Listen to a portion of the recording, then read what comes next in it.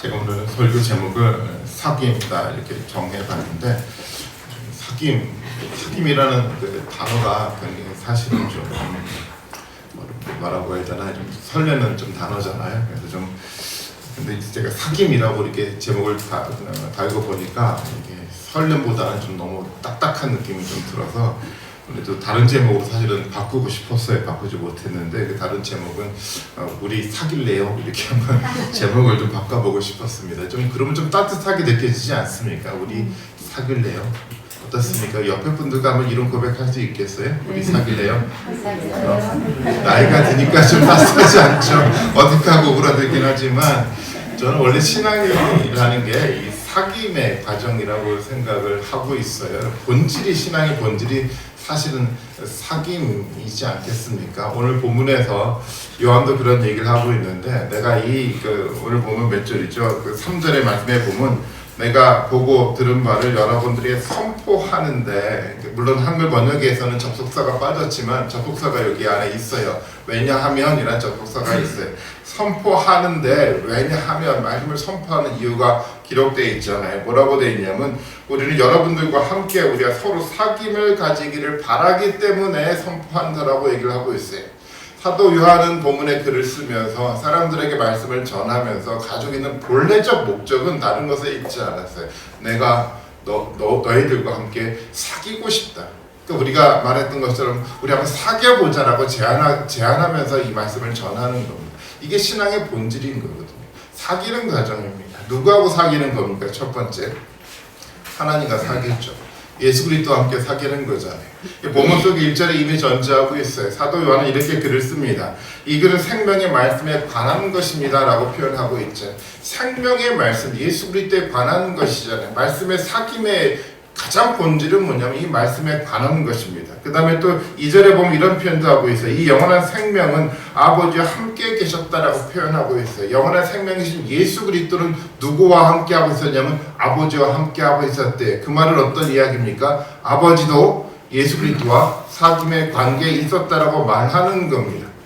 하나님과 예수 그리스도는요, 그냥 단순하게 그냥 존재하는 것이 아니라 두 존재는 어떤 관계 속에 있는 겁니까? 사귀는 관계였어요. 여러분 좀 이해가 되십니까? 좀 약간 너무 속된 표현인가요? 하나님과 예수 그리스도는 사귐의 관계입니다. 좀 더 폭넓게 얘기한다고 한다면, 하나님과 예수 그리스도와 성령님은요, 삼위일체 하나님의 시대 세 분은 어떤 존재로 존재하고 있냐? 바로 이 사귐의 관계 속에 있다라는 거예요. 삼일체 교리가 어렵습니까? 예, 어려워요. 근데 하나도 안 어렵습니다. 이렇게 생각하시면 돼요. 하나님과 예수 그리스도와 성령님은 사귐의 관계로, 하나의 관계로 있구나라고 생각하시면 되는 겁니다. 이게 본질인 겁니다. 근데 이 사귐의 관계에 누가 포함이 됩니까? 예수 그리스도를 통해서 우리가 함께 포함되는 거예요. 우리가 함께 예수 그리스도와 하나님의 사귐의 관계에 포함되는 거고요. 그래서 성도와 성도는 어떤 관계로 맺어져 가지고 다른 게 아니라 그냥 사귀는 관계라는 겁니다. 끊임없이 그래서 신앙생활을 해나간다는 것은 사귀는 과정이고, 신앙생활을 잘 해나간다는 것은 다른 것을 말하는 것이 아니라 잘 사귀는 겁니다. 저와 여러분이 잘 사귀어가는 거고요. 성도 여러분들이 잘 사귀어가는 과정이 바로 그렇지 신앙생활이라는 거예요. 그래서 신앙생활은 사귐의 과정입니다. 사귄다라는 것은 어떤 이야기입니까? 서로 사귀는 거는 결국 말씀에 대해서 사귀는 거죠. 성도의 사귐 속에 그래서 이런 얘기가 나올 수밖에 없어요. 생명의 말씀에 관해서 사귐의 관계가 만들어질 수밖에 없어요. 세상의 사귐과는 좀 차원이 좀 다르죠. 사귐의 과정 통해서 누가 드러납니까? 내가 만났던 그 예수 그리스도가 사귐의 과정을 통해서 만들어져 가지 않습니까? 성도와 성도의 사귐이 그렇잖아요. 내가 예수님 이렇게 만났어요. 내가 하나님의 말씀을 이렇게 경험했어요. 이게 사귐의 과정 아니겠어요? 그 말씀을 통해서 내가 이렇게 변화가 됐어요. 이 말씀을 통해서 내가 새로운 꿈을 꾸게 됐습니다. 이런 이야기를 근거해서 나누는 과정이 사귐의 과정 아니겠습니까? 이런 사귐의 과정을 갖기 위해서 말씀을 선포하는 거예요. 우리가 예배를 드리고 말씀을 나누고 찬양을 하고 기도를 하지만 그 목적 또한 다르지 않아요. 우리가 사귀기 위해서요. 하나님과 예수 그리스도의 신비의 사귐의 관계 속에 우리가 참여하기 위해서, 성도와 성도가 하는 이 아름다운 사귐을 통해서 예수 그리스도와 하나님의 그 신비의 관계를 이 땅 가운데 드러내기 위해서 우리가 사귀는 것 아니겠습니까? 그래서 앞서 우리가 고백했던 것처럼 우리 사귈래요? 이 질문과 이 답이 우리 가운데 있어야만 하는 겁니다. 그런 사귐이 우리 가운데 있었으면 좋겠어요. 사실은 앞서도 말씀을 드렸지만 잠깐 여행을 하면서 아들과 그 며느리 좀 어색한 관계잖아요. 세 명이서 같이 여행을 하는 게 다 쉽지 않은 좀 어색한 관계이긴 하지만 마음속에 그런 소망, 그런 마음이 좀 있었습니다. 아이들과 사귀고 싶더라고요. 물론 아들과는 긴 시간 아들과 아버지로 살아왔지만 깊은 사귐의 관계가 사실은 많지 않았었거든요. 쉽지 않은 기간을 거쳐가면서 때때로 원망도 있었고 아쉬움도 있었고 그런 여러 가지 많은 감정들이 섞여 있었기 때문에 이 사귐의 진실함이 좀 없었던 게 사실이었어요. 그래서 한번 이 기회에 정말 사귀어보자. 며느리 아이도 제가 모르는 사람이잖아요. 한번 이게 한번 사귀어보자. 생명의 말씀에 관계돼서 사귀어보자 이런 마음으로 사실은 같이 좀 여행을 했는데 많이 사귄 것 같아요. 제가 목회를 하면서 시은속에 오면서도 그런 동일한 마음을 가졌어요.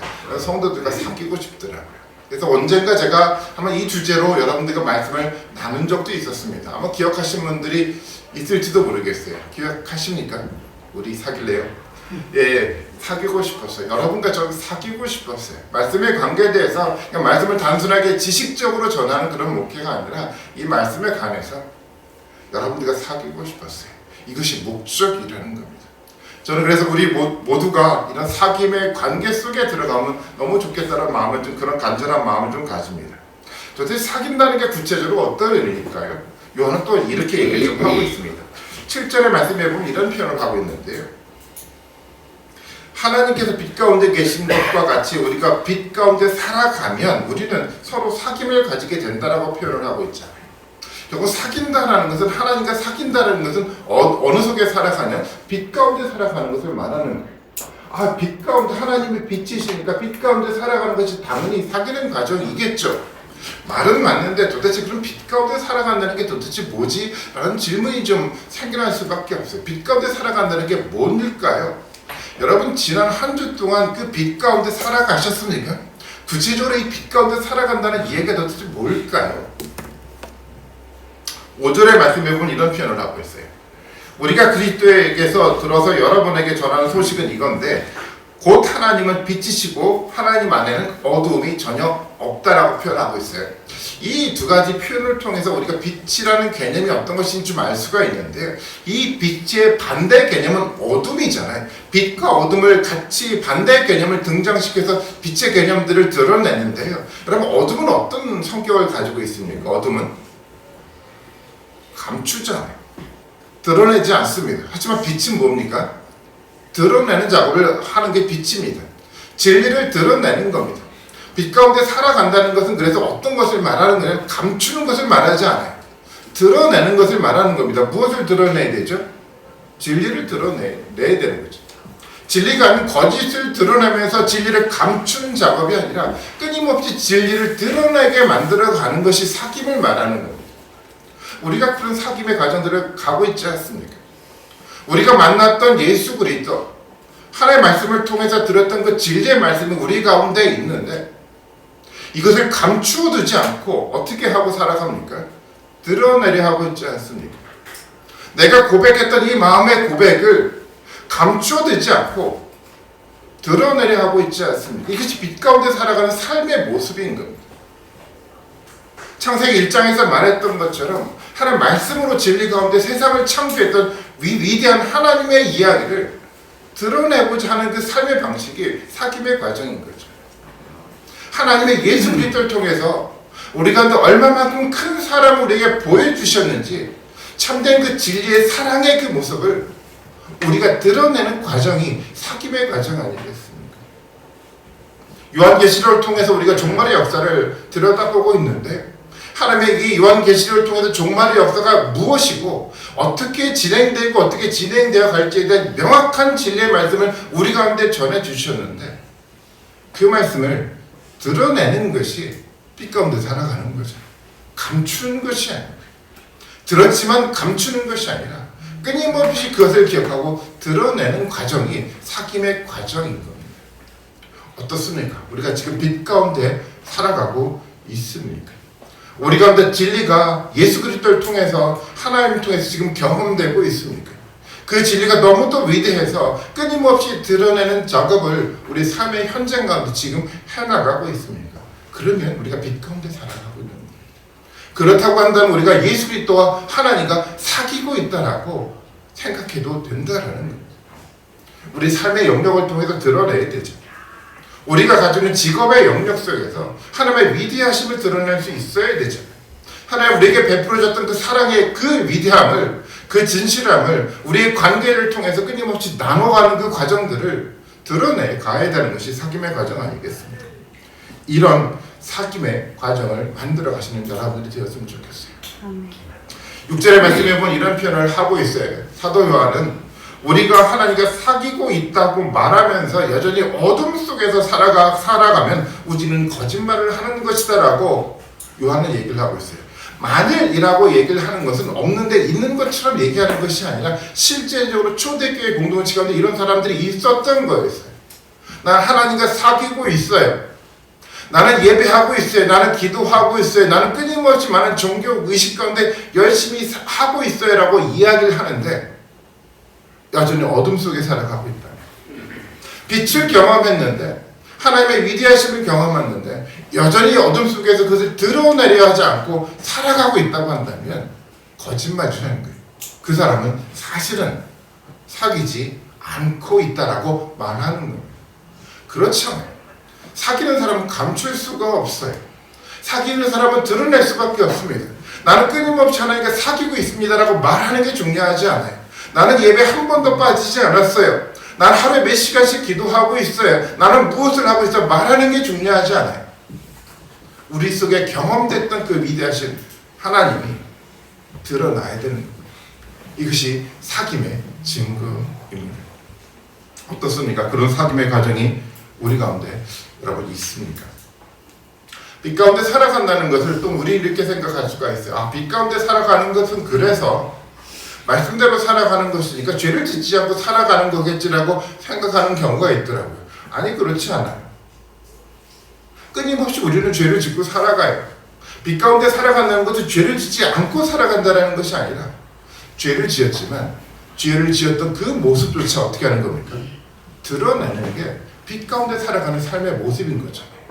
오늘 본문 속에서 요한은 그런 이야기도 하고 있잖아요. 우리가 죄가 없다고 말한다고 한다면 그것은 어떤 이야기라고 합니까? 자기를 속이는 거라고 얘기를 해요. 나는 죄가 없어요. 나는 내 가운데 들여다봤더니 죄가 별로 있는 것 같지가 않아요 라고 고백한다는 것은 자기를 속이는 겁니다. 자기를 속이는 것뿐만 아니라 본문은 뭐라고 얘기를 합니까? 누구를까지 속이는 거라고 얘기를 하죠? 하나님을 속이는 거예요.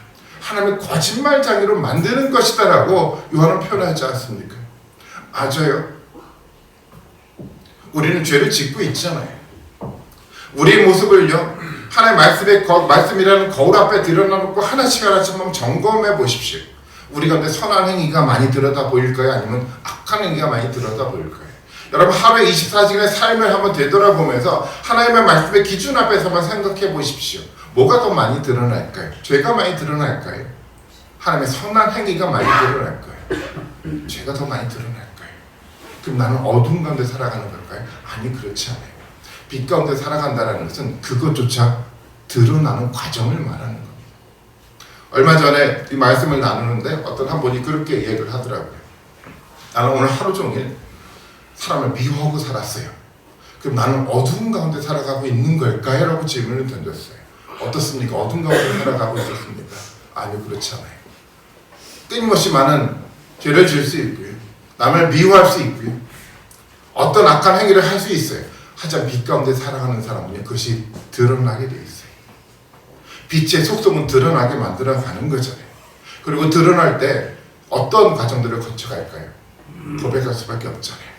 죄가 하나 앞에 드러나니까 자백할 수밖에 없어요. 내가 이런 모습이다라고 자백할 때 뭐가 드러나기 시작합니까? 예수 그리스도의 피의 능력이 거기서 드러나는 거예요. 빛은 그렇게 우리를 드러나게 만듭니다. 하나님의 위대함들이 드러나게 만들고요. 우리 속에 있는 죄조차도 드러나게 만들어가요. 그리고 또 가장 중요한 것은 죄 때문에 만들어져 갔던 예수 그리스도의 보혈의 피가 얼마만큼 위대하고 능력이 있는지 드러나게 만들어가는 겁니다. 가끔 그런 생각을 하게 되지 않습니까?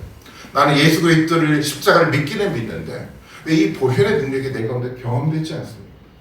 왜 이것이 내 가운데 강하게 고백되지 않습니까? 왜 그럴까? 왜 그럴까요? 드러나지 않았습니까?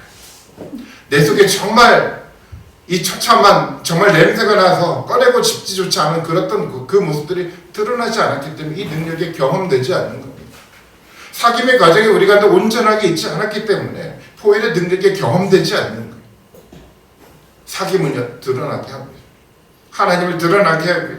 우리의 죄도 드러나게 만들어갔고요. 그것 때문에 예수 그리스도의 보혈의 위대한 능력조차도 드러나게 만들어가는 것이 그게 사귐의 과정인 겁니다. 이런 사귐의 과정을 만들어 가셨으면 좋겠어요. 이런 얘기를 2장에서 이제 사도 요한은 이런 얘기를 하고 있잖아요. 그렇다고 하면 나의 자녀 여러분, 내가 여러분에게 이렇게 쓰는 것은 여러분으로 하여금 죄를 짓지 않도록 하려는 것입니다 라고 얘기를 하고 있어요. 왜냐하면 사람들은 그렇게 생각하죠. 드러나니까 내 죄만 더욱더 차고 넘쳐나는 것은 아닐까 라고 생각할 수가 있잖아요. 나의 이 죄 때문에 고통스럽게 만들어가는 것은 아닐까, 죄에 묻혀 살아가게 되지 않을까라는 걱정과 우려 속에 살아갈 수가 있잖아요. 실제적으로 그럴 수 있어요. 매일매일 살아가는데 죄만 드러나요. 나의 허약한 이 신앙의 문제가 자꾸만 드러나는 모습을 들여다보게 돼요. 어느 순간에 닫아버리고 싶어요. 나의 약한 모습을 보고 싶지 않아요. 이제 나의 죄된 모습을 이제 하나도 드러내고 싶지 않아요. 너무도 지겨워요. 그런데요, 사도 요한이 말하는 것처럼 이렇게 드러나야지 우리가 거룩해져 갈 수가 있어요. 이렇게 드러나야 되지만 어떻게 됩니까? 우리가 죄를 짓지 않을 수가 있어요. 어둠에 살아가는 사람들은 어떻습니까? 드러내지 않아요. 죄를 짓더라도 무감각해요. 내가 교회 다니니까 나는 이제 괜찮아라고 생각하는 이 잘못된 생각 때문에 무감각해져 가요. 무감각해져 가는 게 어떻습니까? 하나도 드러내지 않고요. 그리고 반복된 죄를 끊임없이 짓게 되잖아요. 매주 말씀을 듣긴 듣는데 말씀의 은혜 가운데 다가오지 않아요. 매주 말씀을 듣는데 끊임없이 반복해서 죄를 끊임없이 짓게 만들어가요. 사귐의 가정은 그렇지 않아요. 아프지만 고통스럽지만 그 가운데 예수 그리스도의 보혈의 능력을 보게 하시고 그것에 의존해서 어떻게 만들어갑니까? 우리를 죄를 짓지 않게 만들어간다는 거예요. 이게 거룩한 삶 아니겠습니까? 거룩하게 만들어가요. 그리고 또 누구를 발견하게 됩니까? 2장 1절의 본문에 보면 이렇게 후반부에 기록이 되어 있는데, 아버지 앞에서 변호해 주시는 분이 우리에게 계시는데 큰 곧 의로우신 예수 그리스도이십니다. 사도 요한이 발견했던 것처럼 누가 발견됩니까? 예수 그리스도. 우리를 변호해 주시는 예수 그리스도. 예수 그리스도가 그렇게 변호해 주시잖아요. 하나님과 신비의 관계에 있었던 그 예수 그리스도가 하나님 앞에서 이렇게 얘기를 하고 있어요. 저가 죄를 드러냈는데 그 죄를 내가 십자가에 달려 해결했습니다라고 변호해 주시는 거예요. 이 변호의 소리를 여러분 듣고 있습니까? 예수 그리스도의 보혈의 능력으로요, 예수 그리스도의 십자가의 사랑으로요, 끊임없이 우리를 하나님 앞에 변호해 주시는 겁니다. 괜찮아요. 저는 나와 사귐의 관계에 있는 사람인데 내가 저를 위해서 십자가에 보혈의 피로 이미 죄를 깨끗해 해 주었습니다라고 변호해 주고 있다는 겁니다. 이 변호해 주고 계신 예수 그리스도를 바로 이 사귐의 과정을 통해서 만날 수 있는 거예요. 어떻습니까? 매일매일 예수 그리스도를 우리가 만날 수 있지 않겠습니까? 끊임없이 하나님의 말씀을 드러내고 우리의 죄도 드러내지만 우리를 변호해 주시는 예수 그리스도를 매 순간 매일매일 말씀 가운데 우리가 경험하고 만날 수 있지 않겠습니까? 그 예수 그리스도를 만나시는 여러분들이 되셨으면 좋겠습니다. 그 위대한 예수 그리스도를 만났어요. 그 위대한 예수 그리스도를 만나고 나니까 사도 요한은 이렇게 이야기할 수밖에 없습니다. 2장 6절의 말씀입니다. 한번 2장 6절의 말씀을 같이 한번 봤으면 좋겠어요. 이렇게 얘기를 하고 있어요. 하나님 안에 있다고 하는 사람은 자기도 그리스도께서 사신 것과 같이 마땅히 그렇게 살아가야 합니다라고 얘기를 하고 있어요. 예수 그리스도가 살아가셨던 것처럼, 예수 그리스도가 하나님의 말씀에 근거해 살아갔던 것처럼 당연히 마땅히 예수 그리스도와 사귐의 관계에 있는 사람이 이렇게 살아갈 수밖에 없습니다라고 이야기를 하고 있어요. 너무도 당연하지 않습니다. 사귐을 통해서 하나님의 위대하심을 받는, 예수 그리스도의 그 풍성한 살아가심을 받는, 참된 예수 그리스도를 통해서 보여줬던 그 보혈의 신비한 능력을 경험했는데, 말씀의 위대함을 발견했는데, 이 사귐의 과정에 있는 사람이 예수 그리스도와 함께 살아가겠다는 고백을 하게 되지 않겠습니까? 너무도 당연한 거예요. 내가 말씀대로 살아갈 거예요. 내가 들었던 말씀 붙들고 세상 가운데 이것을 빛으로 드러내며 살아갈 거예요라는 끊임없는 다짐과 결단을 할 수밖에 없는 겁니다. 이게 사귐의 과정을 하는 사람들의 삶의 모습인 겁니다. 드러낼 수밖에 없어요. 그리고 이것을 드러내면 어떤 사람들이 만들어져 가냐면 앞으로 조금 더 2장 보면 앞으로 좀 넘어가면 4절 말씀입니다. 2장 4절 말씀 여러분 찾으셨습니까? 2장 4절 말씀 이렇게 이야기를 합니다. 2장 4절은 2장 5절의 말씀을 제가 잘못했는데 2장 5절의 말씀을 한번 같이 한번 읽어보겠습니다. 같이 한번 읽어봅니다. 시작.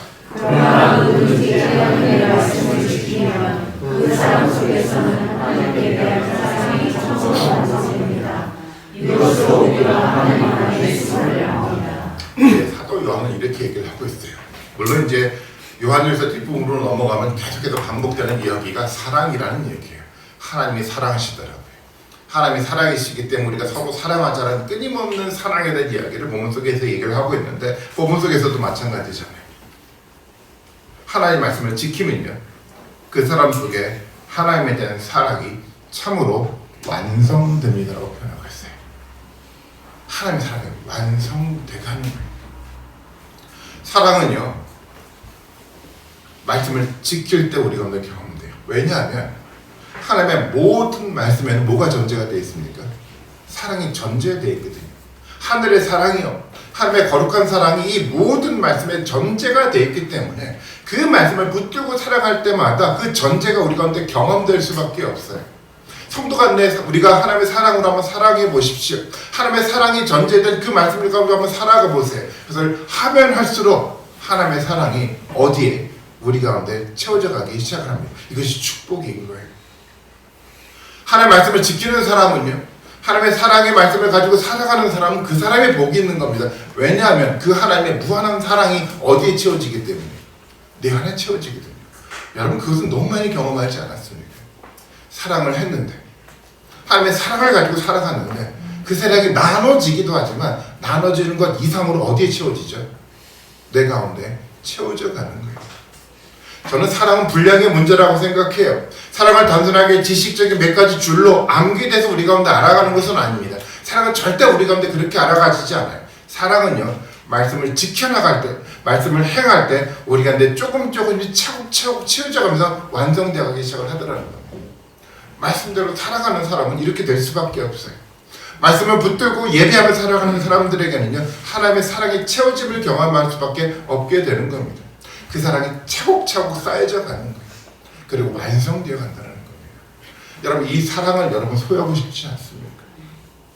살아가고 싶은데 사랑이 되지 않아요.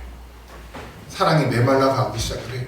가까운 사람인데 왜 사랑이 되지 않는지 우리 스스로 고통스러울 때가 있지 않습니까? 여러분, 하나님의 사랑을 채워가십시오. 하나님의 사랑을 말씀 속에서 예수 그리스도와 하나님과 사귐의 관계 속에 동참해서 이 사랑을 여러분들 가운데 채워가십시오. 이것이 채워갈 때 이 사랑을 나눌 수가 있어요. 이 사랑은 완성되어 가야 되는 겁니다. 끊임없이 끝까지 우리가 이 땅에 살아가는 동안 이 말씀과 이 사귐의 관계를 통해서 끊임없이 사랑을 채워가면서 완성시켜 나가야 되는 거예요. 이것이 신앙의 삶의 목적 아니겠습니까? 여러분, 사랑하십시오. 사랑을 채워가십시오. 그 사랑을 채워가고 사랑을 만들어갈 때 본문 속에서 뭐라고 얘기를 합니까? 그 사랑이 채워져 갈 때, 저 사람이 어떤 사람이라고요? 하나님을 아는 사람이라. 저 사람이 바로 예수 그리스도를 믿는 사람이다라고 알게 되는 거예요. 2장 3절 말씀에 봐볼까요? 이렇게 얘기를 하고 있습니다. 우리가 하나님의 계명을 지키면 이것으로 우리가 하나님을 참으로 알고 있음을 알게 된다.